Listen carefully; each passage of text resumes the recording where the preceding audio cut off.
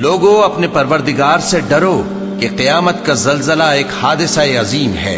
اے مخاطب، جس دن تو اس کو دیکھے گا اس دن یہ حال ہوگا کہ تمام دودھ پلانے والی عورتیں اپنے بچوں کو بھول جائیں گی اور تمام حمل والیوں کے حمل گر پڑیں گے، اور لوگ تجھ کو مدہوش نظر آئیں گے، حالانکہ وہ مدہوش نہیں ہوں گے بلکہ عذاب دیکھ کر مدہوش ہو رہے ہوں گے۔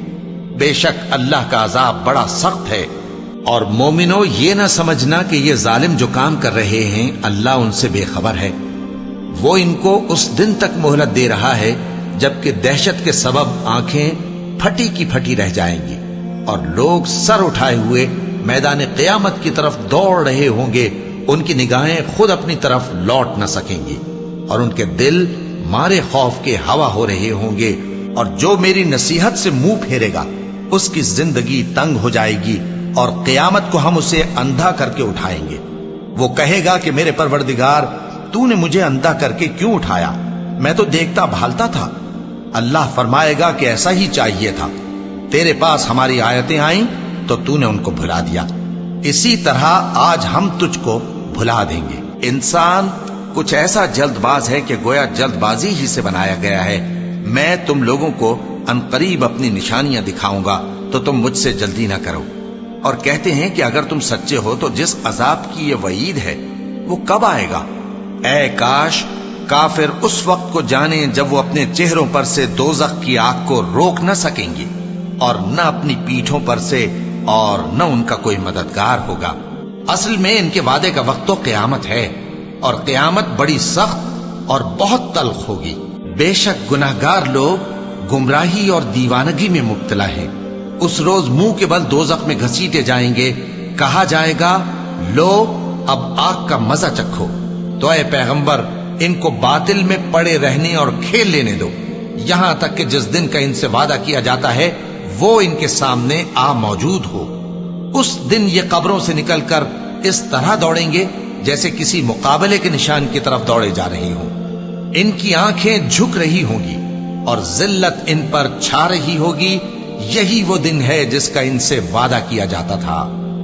میں روز قیامت کی قسم کھاتا ہوں اور نفس لوامہ کی قسم کھاتا ہوں کہ سب لوگ اٹھا کر کھڑے کیے جائیں گے۔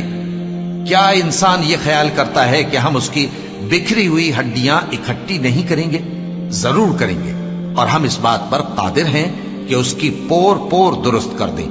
مگر انسان چاہتا ہے کہ آئندہ بھی خود سری کرتا چلا جائے، پوچھتا ہے کہ قیامت کا دن کب ہوگا۔ سو جب آنکھیں چندھیا جائیں اور چاند گہنا جائے اور سورج اور چاند جمع کر دیے جائیں، اس دن انسان کہے گا کہ کہاں ہے بھاگنے کی جگہ؟ کہیں نہیں، کوئی جائے پناہ نہیں۔ اس روز تمہارے پروردگار ہی کے پاس تمہیں جا ٹھہرنا ہے۔ کھڑکھڑانے والی کیا ہے؟ اور تم کیا جانو کہ کھڑکھڑانے والی کیا ہے؟ وہ قیامت ہے جس دن لوگ ایسے ہوں گے جیسے بکھرے ہوئے پروانے، اور پہاڑ ایسے ہو جائیں گے جیسے دھنکی ہوئی رنگ برنگی اون۔ جب آسمان پھٹ جائے گا اور جب تارے جھڑ پڑیں گے اور جب سمندر ابل پڑیں گے اور جب قبریں اکھیڑ دی جائیں گی، تب ہر شخص معلوم کر لے گا کہ اس نے آگے کیا بھیجا تھا اور پیچھے کیا چھوڑا۔ اے انسان، تجھ کو اپنے رب کریم کے بارے میں کس چیز نے دھوکہ دیا؟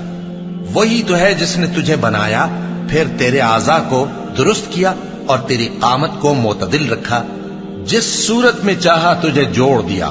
مگر افسوس تم لوگ جزا کو جھٹلاتے ہو، حالانکہ تم پر نگہبان مقرر ہیں، یعنی معزز کاتبین۔ اے ایمان والو، اللہ سے ڈرتے رہو، اور ہر شخص کو دیکھنا چاہیے کہ اس نے کل یعنی آخرت کے لیے کیا سامان بھیجا ہے۔